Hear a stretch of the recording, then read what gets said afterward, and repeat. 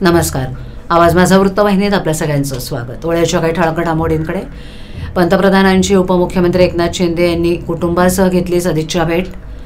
मंगळागौर स्पर्धा 2025 उत्साहात संपन्न आणि घोडबंदर रोड 4 दिवसांसाठी राहणार बंद.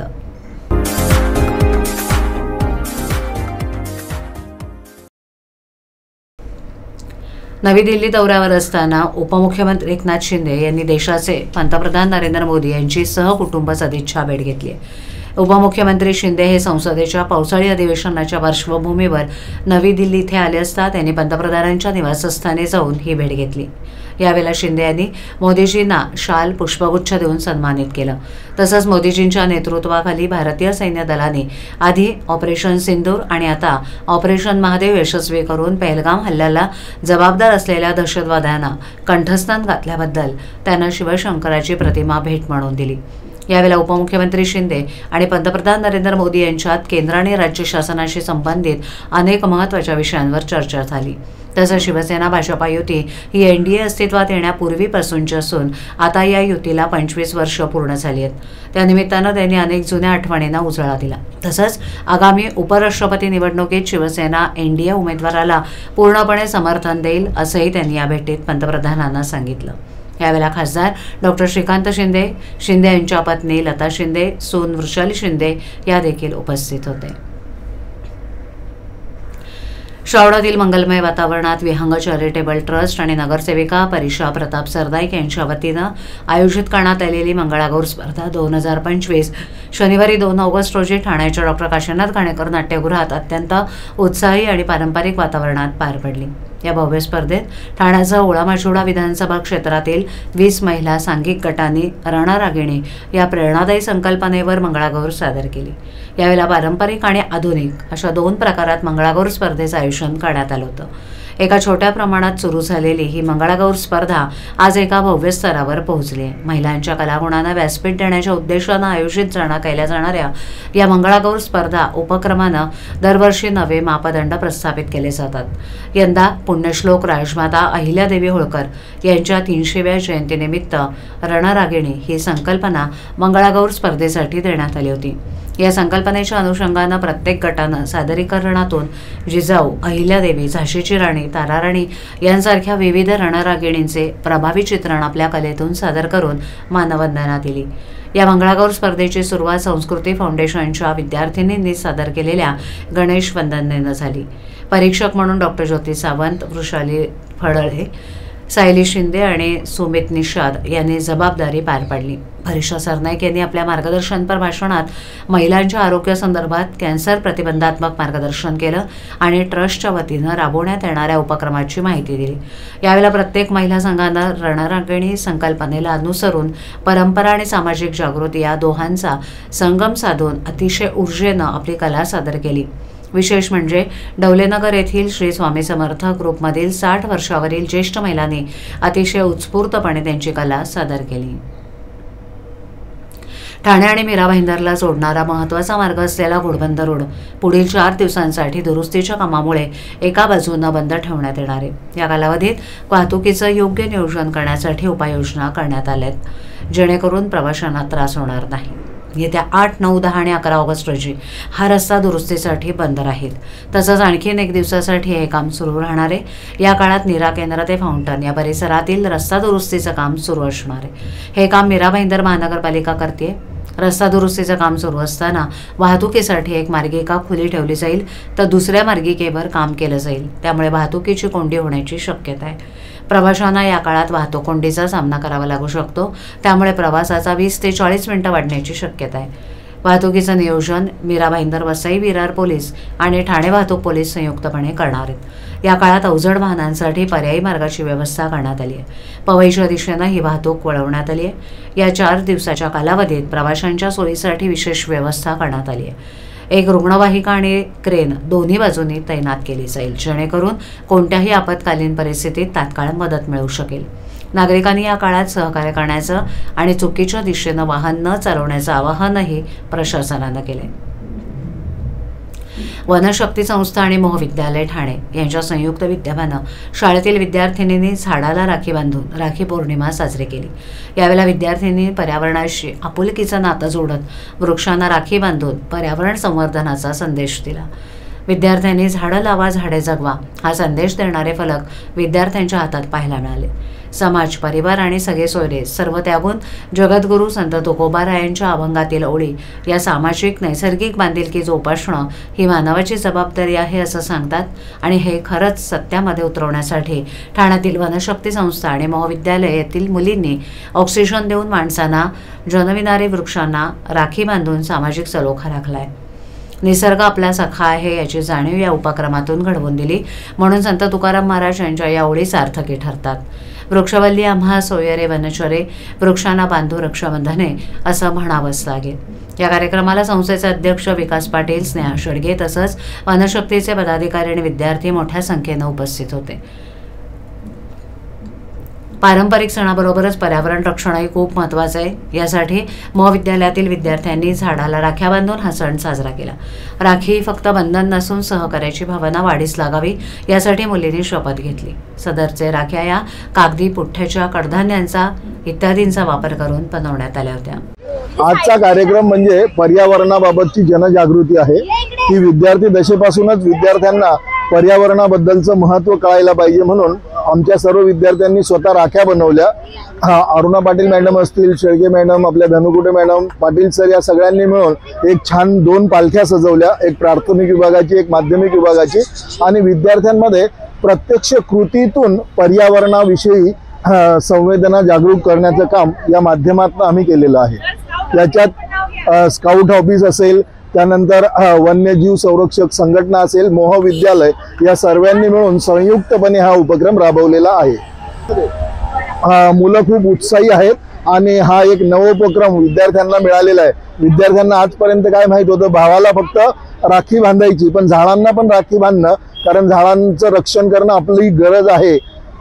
भारतामध्ये एक मोठी चळवळ उभी राहिली होती हिमाचलमध्ये, जिचं नाव होतं चिपको मुवमेंट। तिथं स्त्रिया झाडाला मिठी मारायच्या आणि कुणाला कुऱ्हाड चालवायची असेल तर पहिले आमच्या अंगावर चालवा, नंतर झाडावर चालवा, अशा प्रकारातली ती मुवमेंट होती। त्याच पद्धतीतली एक सुधारित मुवमेंट आमच्या छोट्या छोट्या मुलींनी केलेली आहे आणि प्रत्येक झाडाला राखी बांधून वृक्ष संवर्धनाचा एक चांगला संदेश देशामध्ये निर्माण केलेला आहे। प्राथमिक आरोग्य केंद्रातील रुग्णवाहिका वाहन चालकांना किमान वेतनाप्रमाणे मार्च 2025 ते आजपर्यंतचं थकीत वेतन आणि पगार देण्यात यावा या मागणीसाठी श्रमजीवी कामगार रयत संघटनेच्या वतीनं ठाणे जिल्हा परिषदेच्या प्रवेशद्वारावर ठिय्या आंदोलन करण्यात आलं।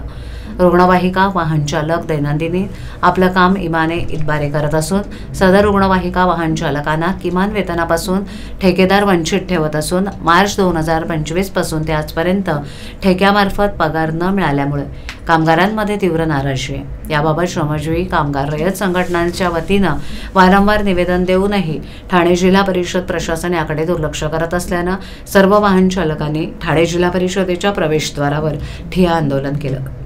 रुग्णवाहिका वाहन चालकांना किमान वेतनाप्रमाणे मार्च 2025 ते आजपर्यंतचं वेतन, त्याचबरोबर पगार पावती सुद्धा ठेवून वाहन चालकांना न्याय मिळवून देण्यात येत नाही तोपर्यंत आपल्या कार्यालयाच्या आवारात बेमुदत आंदोलन करणार आहोत। या दरम्यान कायदा सुव्यवस्थेचा प्रश्न निर्माण झाल्यास सविस्तर जबाबदारी प्रशासनाची असेल असं यावेळेला संघटनेच्या वतीनं सांगण्यात आलं। यावेळेला संघटक सचिव ॲडव्होकेट उज्ज्वला शिंपी, ठाणे जिल्हा उपाध्यक्ष मंगेश पाटील, मीराबाईंदर उपाध्यक्ष जयश्री पाटील, कार्यकर्ते संतोष पाटील, ठाणे तालुका सचिव नंदा वाघे, ठाणे तालुका अध्यक्ष आत्माराम वाघे इत्यादींसह वाहन चालक या आंदोलनात सहभागी झाले होते। काय मागणीसाठी आज आपले आंदोलन केलं? आज आम्ही गेल्या वर्षी पण आपलं एक आंदोलन झालेलं।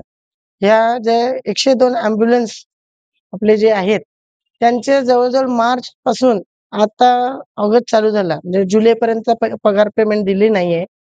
आपण मागणी केल्यावर ती लोक बोलतायत की जोपर्यंत शासनाचे पैसे येणार नाही तिथपर्यंत देत नाही। आता तोपर्यंत देणार नाही तर ही गरीब कामगार काय खाणार? आता मुलांच्या शाळा चालू झाल्या आहेत। आता आपल्याला तर माहिती आहे महागाई एवढी वाढली, त्याच्यात दुसरी मागणी आमची अशी आहे, यांचं पेमेंट तर दिलं नाही, आज 4-5 महिने झाले। दुसरी मागणी अशी आहे की यांना किमान वेतनप्रमाणे पेमेंट दिलं जात नाही। जसं किमान वेतन आहे 19,800 आता जूनला वाढले ते झाले 20,988. तो आता जी आर आत्ता आला, म्हणजे तो आता लागू लागणार. यांना पेमेंट 9,000 दिलं जातं. हे पेमेंट कुठल्या हिशोबाने देतात? एवढी मोठी ठाणे महानगरपालिका, जिल्हा परिषद आहे. ठाणा एक सुशिक्षित शहर आहे. आमचं साधं मीरा भाईंदर तिथे आम्हाला फुल पेमेंट, बोनस, सुट्टींचा पगार म्हणजे वर्षाला 14 पगार असतात एका कामगाराला. मग तो पगार काय पण असू दे, हे त्यांना मिळले जात नाहीये. किमान प्रमाणे त्यांचा पेमेंट नाही, पेमेंट स्लिप नाही. दुसरी गोष्ट म्हणजे पीएफ यांचा जमा होत नाही आणि त्यांचा काहीही माहित नाहीये.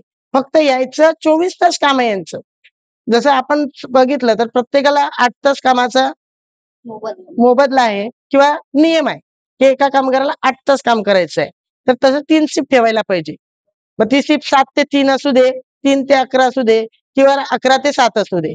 पण असं काही न होता ह्या कामगारांना 24 तास काम करायला लागतं. म्हणजे त्यात पगार तर नाहीच, प्लस एखाद्याला वेठबिगाऱ्यासारखं, म्हणजे वेठबिगारी भाऊंचा तर आमची श्रमजीवी संघटना आहे. तुम्ही बघितलं असेल का भाऊंचा लढा आहे की वेठबिगार. आज आपण आदिवासी समाजातले वेठबिगार सोडवतो, पण आज जितका सुशिक्षित आणि एवढे कामगार सुशिक्षित असतो तिथे अजूनपर्यंत यांना गुराढोरासारखं काम करायला लावतात. म्हणजे कधीही कॉल केला तर त्यांना यावं लागतं. त्यांना बदली म्हणून नाही, सुट्टी म्हणून नाही, 30 दिवस काम करणं. तर कायद्याने एखाद्या कामगाराला 26 दिवस काम करायचं आहे, त्याला आठवड्याला 1 सुट्टी द्यावीच लागते. ती पण त्यांना अजून लागू नाहीये. अशा कित्येक मागण्या तशाच पेंडिंग आहेत. त्यांचं अजून काही त्यांनी केलेलं नाहीये. सर्वात मूळ म्हणजे यांचे मुलांच्या शाळा चालू झालेल्या आहेत. कुणाचे भाडे थकीत आहे, येण्या-जाण्याचा खर्च आहे, घरातलं राशन भरायचं आहे. 5-6 महिने झाले त्यांना पगार दिला गेलेला नाहीये. तर ह्या मागणीसाठी आज आमचं आंदोलन येथे केलेलं आहे. आम्ही गेल्या महिन्याच्या 17 तारखेला पत्र दिलं होतं, पण आम्हाला काही उत्तर उत्तर न दिल्यामुळे आंदोलन करावं लागत आहे. ठाणे महापालिकेच्या प्रभाग रचनेचा प्रारूप आराखडा तयार झाला असून हा प्रारूप आराखडा मंगळवारी नगरविकास खात्याकडे सुपूर्द करण्यात आलाय. वॉर्डची संख्या वाढवण्याबरोबरच नगरसेवकांची संख्या काही प्रमाणात वाढेल अशी अपेक्षा करण्यात येत होती. मात्र 2017च्या प्रभाग रचनेनुसारच नवीन प्रभाग रचना तयार करण्यात आली असून ठाणे महापालिकेत पुन्हा 131 नगरसेवकच बसणार असल्याचं निश्चित झालंय. तर वॉर्डची संख्या ही 33 इतकीच ठेवण्यात आली असून 32 वॉर्डमध्ये 4चं पॅनल तर एका वॉर्डमध्ये 3चं पॅनल आहे अशी माहिती पालिकेच्या सूत्रांनी दिली. प्रशासकाच्या हाती असलेल्या ठाणे महापालिकेत नगरसेवक म्हणून पुन्हा पाऊल ठेवण्यासाठी माजी नगरसेवकांसह इच्छुक उमेदवार टोळी लावून बसलेत. स्थानिक स्वराज्य संस्थेची निवडणूक अद्याप जाहीर करण्यात आलेली नाही. असं असलं तरी मुंबईसह ठाणे जिल्ह्यातील पालिका नगरपालिकांच्या निवडणुकीचा प्राथमिक कार्यक्रम जाहीर झालाय. त्यानुसार राज्य निवडणूक आयोगाच्या सूचनेवरून प्रभागांचा प्रारूप आराखडा तयार करण्याचं काम ठाणे महापालिकेनं हाती घेतलं होतं. ही प्रभाग रचना तयार करताना जनगणनेची प्राप्त माहिती, प्रत्यक्ष स्थळाची माहिती, गुगल मॅपवर प्रभागाचे नकाशे, प्रभागाच्या हद्दी जागेवर जाऊन तपासणं या प्रक्रिया करण्यात आल्या. 2017मध्ये ज्या पद्धतीनं प्रभाग रचना होती त्याच पद्धतीनं नवा प्रारूप आराखडा तयार करण्यात आलाय. या निवडणुकीतही 4 सदस्यांचे 32 आणि 3 सदस्यांचा 1 असे 33 प्रभाग तयार करण्यात आलेत. प्रभागाची सुरुवात घोडबंदर मार्गावरील गायमुख इथून तर शेवटचा प्रभाग हा दिव्यातील 3 पॅनलचा करण्यात आलाय. त्यामुळे आगामी ठाणे महापालिकेच्या सार्वत्रिक निवडणुकीनंतर 2017 प्रमाणेच 131 नगरसेवकच पुन्हा सभागृहात बसणार असल्यानं जवळपास निश्चित झालं असून इच्छुकांची धाकधूक मात्र वाढली आहे. आवाज माझावरील एखादी बातमी पाहिजे राहून गेली असल्यास यूट्यूबवरती तुम्ही पाहू शकता. तर मग नक्की सबस्क्राईब करा आवाज माझा. आजच्या ठळक घडामोडी शेवटी पुन्हा एकदा पंतप्रधानांची उपमुख्यमंत्री एकनाथ शिंदे यांनी कुटुंबासह घेतली सदिच्छा भेट. मंगळागौर स्पर्धा 2025 उत्साहात संपन्न आणि घोडबंदर रोड 4 दिवसांसाठी राहणार बंद.